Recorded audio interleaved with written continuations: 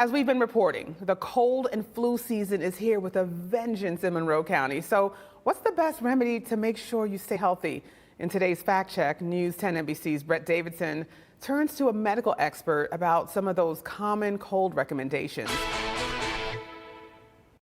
When it comes to cures, you, our viewers, shared some of your favorites on Facebook. From ginger ale and tea with honey to chewing on raw garlic and putting chopped up onions in your socks. But does any of it really work? Fighting a cold is the worst. Dr. Lorinda Parks, Regional Medical Director of Primary Care for Rochester Regional Health, explains what works, what doesn't, and what can't hurt. Take antibiotics to fight a cold. Does that do anything? It only really works against bacterial components. So a common cold is 99+% related to a virus. It's not going to do anything. Feed a cold, starve a fever.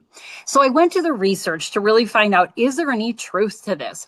It shows up that when we give nutritional supplements to people who are quite sick, those sometimes do help people who have really bad viruses, colds.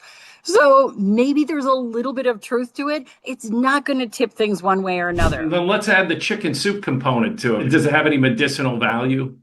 Not that we can detect, right? So when we do double-blind studies where we have some people with chicken noodle soup and some people with not, it's not really going to help. But take it. It feels good. Go for it.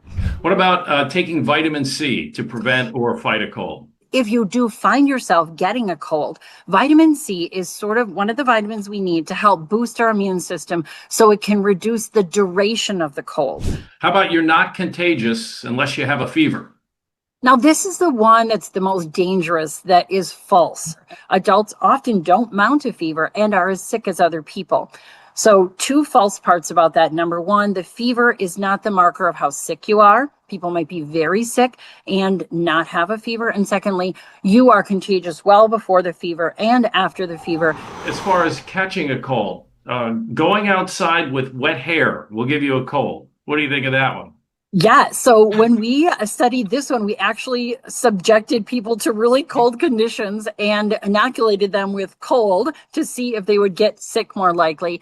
Turns out that it really, a virus contagious that you touch on your hand, get through your eyes, mouth, is the thing that causes a virus, not being out in the cold. While there is no cure for the common cold, you can treat the symptoms with rest, plenty of fluids, and over-the-counter medications. But when it comes to avoiding a cold, Dr. Parks says hand washing reduces more infection than anything else. So go out with wet hair if you want. Just make sure to wash your hands. With your fact check, Brett Davidsen, News 10.